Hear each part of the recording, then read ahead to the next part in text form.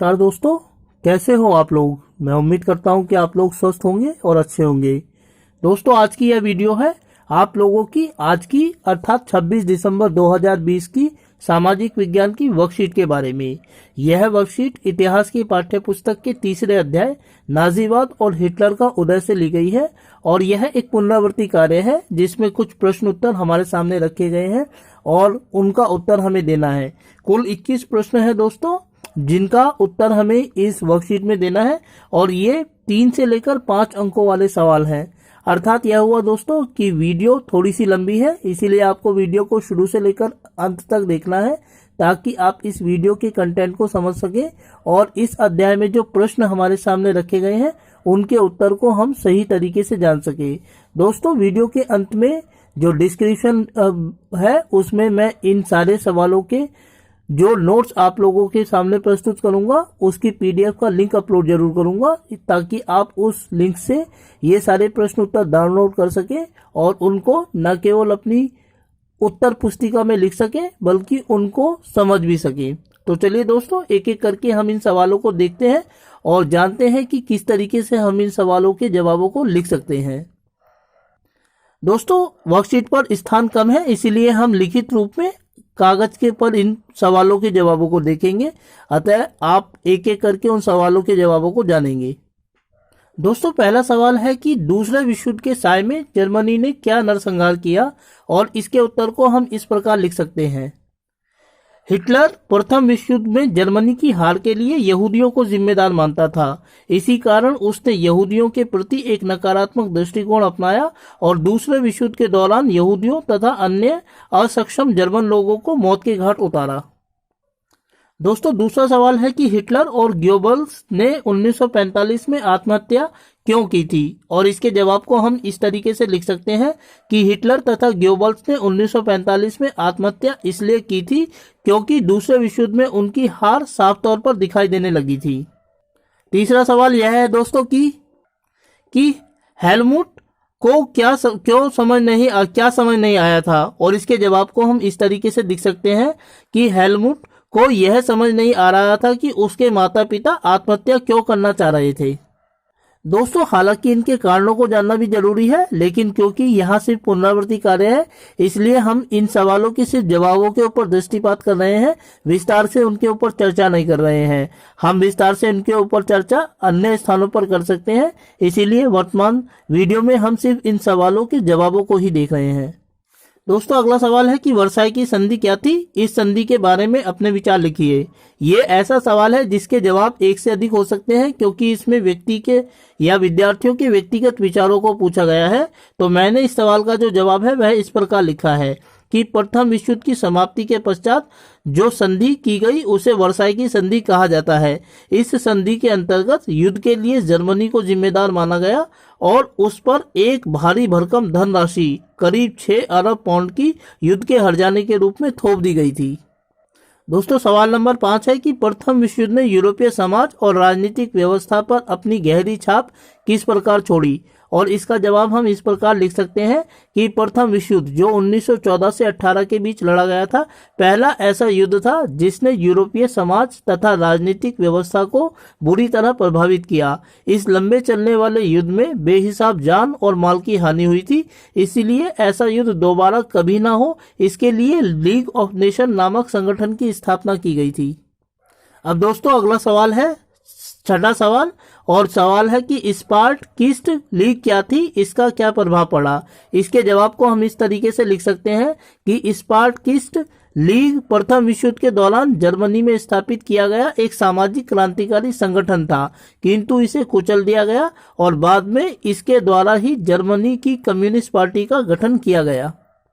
दोस्तों, अब सवाल नंबर 7 है और सवाल यह है कि फ्रांस के द्वारा जर्मनी के रूर इलाके पर कब्जे के बाद जर्मनी की अर्थव्यवस्था में क्या बदलाव आए। इसके जवाब को हम इस तरीके से लिख सकते हैं कि प्रथम विश्व युद्ध के बाद जो वर्साई की संधि की गई थी उसमें युद्ध के लिए पूरी तरह जर्मनी को जिम्मेदार माना गया था और उस पर 6 अरब पाउंड का जुर्माना लगा दिया गया था। लेकिन जर्मनी के रूर प्रदेश पर फ्रांस का अधिकार हो गया जहां जर्मनी के कोयला क्षेत्र थे। इस प्रकार इस क्षेत्र के अभाव में जर्मनी हर्जाना कैसे चुका सकता था, इसीलिए जर्मनी में निराशा बढ़ गई थी। अर्थात जर्मनी के ऊपर जो भारी भरकम धनराशि थोपी गई थी युद्ध के हर्जान के रूप में, और जिसको जर्मनी रूर प्रदेश की कोयला खानों से धन प्राप्त करके चुका सकता था, उससे वह क्षेत्र भी छीन लिया गया। अब सवाल यह था कि वो जो भारी भरकम धनराशि उसके ऊपर युद्ध के हर्जाने के रूप में थोप दी गई है, उसको जर्मनी कैसे चुकाएगा, इसीलिए जर्मनी में निराशा के भाव पैदा हो गए थे।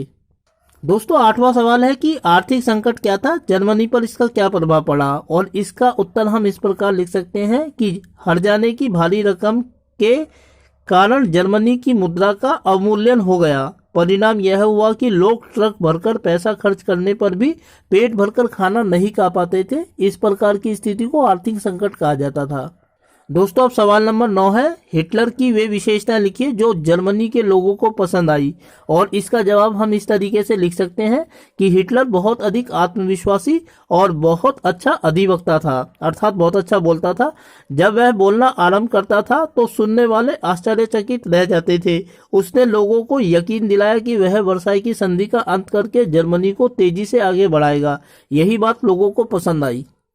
अब दोस्तों, सवाल नंबर 10 है, और सवाल यह है कि विदेश नीति के मोर्चे पर हिटलर को क्या क्या कामयाबियां मिली, और इसके जवाब को हम इस तरीके से लिखेंगे कि विदेश नीति के स्तर पर हिटलर ने एक आक्रामक नीति का अनुसरण किया और इसमें उसे बड़ी कामयाबी मिली। सबसे पहले उसने लीग ऑफ नेशंस से पल्ला झाड़ लिया और 1936 में राइनलैंड पर दोबारा कब्जा कर लिया। 1938 में ऑस्ट्रिया को जर्मनी में मिला लिया और फिर चेकोस्लोवाकिया पर कब्जा कर लिया।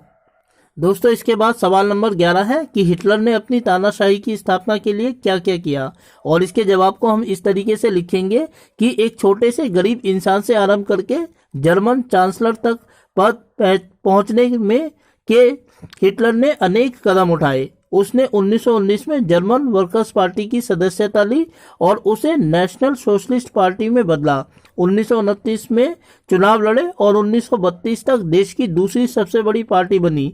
जनसभाएं आयोजित की और 1933 में उसे चांसलर का पद सौंपा गया।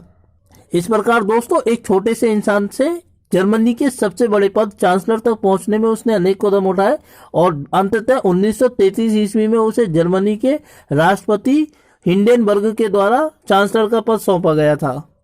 चलिए दोस्तों, आगे बढ़ते हैं और देखते हैं सवाल नंबर 12। सवाल इस प्रकार है कि जून 1941 में सोवियत संघ पर हमला हिटलर की ऐतिहासिक भूल क्यों थी, और इसके जवाब को हम इस तरीके से लिखेंगे कि जून 1941 में सोवियत संघ पर हमला करना हिटलर की ऐतिहासिक बेवकूफ़ी इसलिए माना जाता है क्योंकि इसके कारण जर्मनी पश्चिमी मोर्चे पर ब्रिटिश वायु सैनिकों की चपेट में आ गया था, जबकि पूर्वी मोर्चे पर सोवियत सेनाएं जर्मनी को पहले ही पराजित कर रही थी। इसको हम इस रूप में समझ सकते हैं कि जो दूसरा विश्व युद्ध था जो वो 2 मोर्चों पर लड़ा जा रहा था, पूर्वी मोर्चा और पश्चिमी मोर्चा। पूर्वी मोर्चे पर सोवियत संघ, जिसको हम रूस कहते हैं, रूस जर्मनी को पहले ही हरा रहा था बार बार, और पश्चिमी मोर्चे पर वो सुरक्षित था। लेकिन जब पश्चिमी मोर्चे पर उसने रूस के ऊपर हमला कर दिया तो इससे वो ब्रिटेन के मोर्चे में आ गया, क्षेत्र में आ गया, जिसकी वजह से ब्रिटेन ने भी उसके ऊपर हमला कर दिया। इस वजह से उसकी हार होनी प्रारंभ हो गई। तो यह उसकी एक ऐतिहासिक बेवकूफ़ी मानी जाती है कि अगर वह सोवियत संघ पर हमला न करता तो शायद पश्चिमी मोर्चे पर वह सुरक्षित रहता।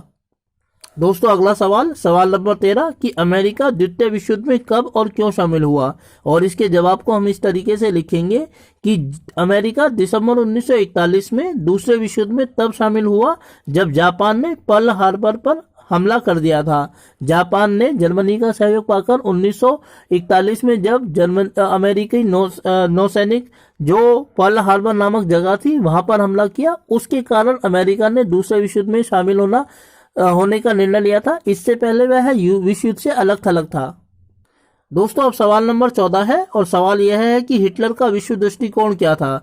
इसके उत्तर को हम इस प्रकार लिखेंगे कि हिटलर का विश्व दृष्टिकोण नस्ल पर दुनिया का विभाजन था, जिसमें आर्य सबसे श्रेष्ठ नस्ल थी और यहूदी सबसे कमतर। हिटलर का मानना था कि गोरा रंग, सुनहरी बाल, नीली आंखें किसी व्यक्ति को आर्य बनाते थे, इन्हें ब्लांड कहा जाता था। दोस्तों, सवाल नंबर 15 कि नात्सी शुद्ध और स्वस्थ नॉर्डिक आर्यों का समाज क्या था।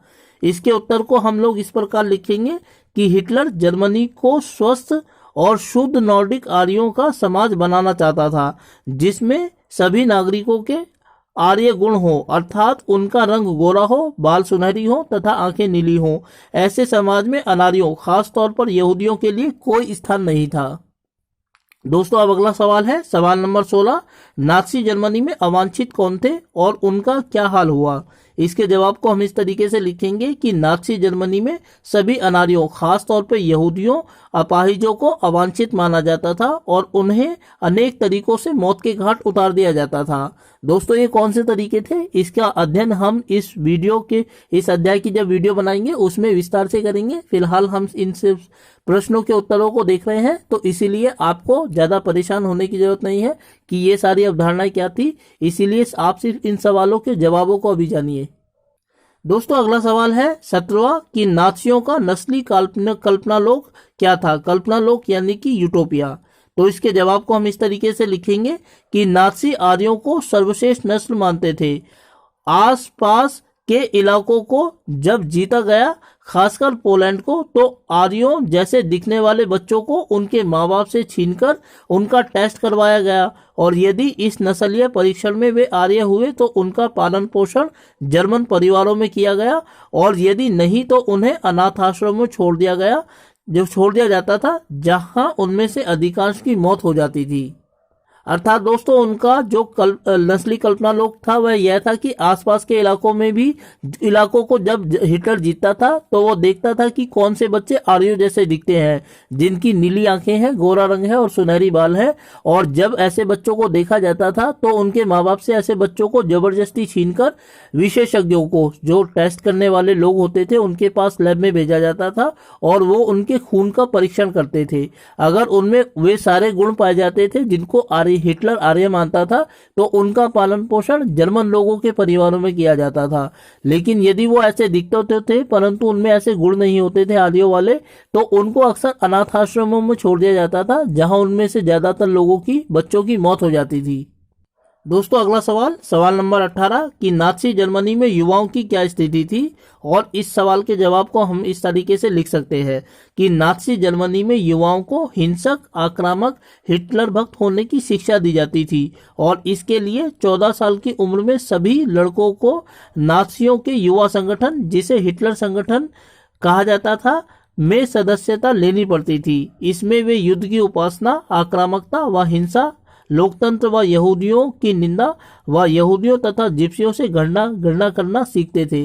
तो इस प्रकार उन्हें एक ऐसा राष्ट्रवादी बनाया जाता था जो हिटलर की नज़र में राष्ट्रवादी होते थे और उन्हें स्वभाव में हिंसक और यहूदी विरोधी बनाया जाता था। दोस्तों अगला सवाल नंबर 19 कि मातृत्व के बारे में हिटलर की क्या सोच थी, और इसके जवाब को हम इस तरीके से लिख सकते हैं कि आर्य जर्मन राष्ट्र का निर्माण करने की जिम्मेदारी स्त्रियों पर थी, क्योंकि वे बच्चों को जन्म दे सकती थी। 4 बच्चे पैदा करने वाली स्त्री को कांसे का और 6 बच्चे पैदा करने वाली माँ को चांदी का और 8 बच्चे पैदा करने वाली माँ को सोने का तमगा दिया जाता था। दोस्तों हिटलर जब कभी भी पब्लिक स्पीच देता था अपने राष्ट्र के बारे में, तो वो यही कहता था कि उसके जो राष्ट्र के निर्माता है, असली निर्माता है, वे महिलाएं ही हैं, क्योंकि महिलाएं बच्चों को जन्म दे सकती हैं। इसीलिए महिलाओं के ऊपर ऐसी जिम्मेदारी थी कि वो अशुद्ध आर्य नस्ल वाले बच्चों को जन्म दे, और जो 4 बच्चों को जन्म देती थी तो उनको कांसे का, 6 बच्चे जिसको जन्म देने वाली महिलाओं को चांदी का, और 8 से ज्यादा आर्य बच्चों को जन्म देने वाले महिलाओं को सोने का तमगा हिटलर की तरफ से दिया जाता था, क्योंकि जर्मन राष्ट्र के निर्माण में उनके योगदान को सराहा जाता था हिटलर की नजर में। दोस्तों अगला सवाल है कि नाज़ी शासन में भाषा और मीडिया का किस प्रकार इस्तेमाल किया गया। इसका जवाब हम इस तरीके से लिख सकते हैं कि नाज़ी विचारों को फैलाने के लिए मीडिया तथा भाषा का बड़ा व्यापक इस्तेमाल किया गया और तस्वीरों, फिल्मों, इश्तहारों तथा पोस्टरों में नाज़ी विचारों को फैलाया जाता था तथा जर्मन दुश्मनों का मजाक उड़ाया जाता था। इसके बाद दोस्तों 21वां और अंतिम सवाल है कि नाज़ी जर्मनी में महाध्वंस क्या था, और इसके जवाब को हम इस तरीके से लिख सकते हैं कि नाज़ीवाद के अंतर्गत यहूदियों, जिप्सियों तथा अवांछित लोगों को जिस प्रकार बड़े पैमाने पर मौत के घाट उतारा गया, उसे महाध्वंस या होलोकास्ट कहा जाता था। तो प्यारे बच्चों, ये थी आप लोगों की आज की सामाजिक विज्ञान की वर्कशीट, जिसमें हमने नाजीवाद और हिटलर का उदय नामक अध्याय के प्रश्न उत्तरों को देखा। दोस्तों, वीडियो के अंत में जो डिस्क्रिप्शन बॉक्स है उसमें से आप इन सवालों के जवाबों को, इन नोट्स के पीडीएफ को डाउनलोड करना ना भूलिएगा, और साथ ही उस पीडीएफ फाइल को, प्रश्न उत्तरों को आप अपनी कॉपी में भी लिख सकते हैं और साथ ही आप उनको पढ़ भी सकते हैं। तो दोस्तों, यह थी अब हमारी वीडियो जिसमें हमने वर्कशीट 70 का अध्ययन किया। उम्मीद करता हूं कि आपको वीडियो अच्छी लगी होगी, और साथ ही आपसे अनुरोध भी करता हूं कि यदि वीडियो अच्छी लगी तो वीडियो को लाइक और चैनल को सब्सक्राइब जरूर कर दीजिएगा। तो अगली वीडियो तक के लिए अपना ख्याल रखिएगा दोस्तों। तब तक के लिए आपसे विदा लेना चाहूंगा। वीडियो को देखने के लिए आपका बहुत बहुत धन्यवाद।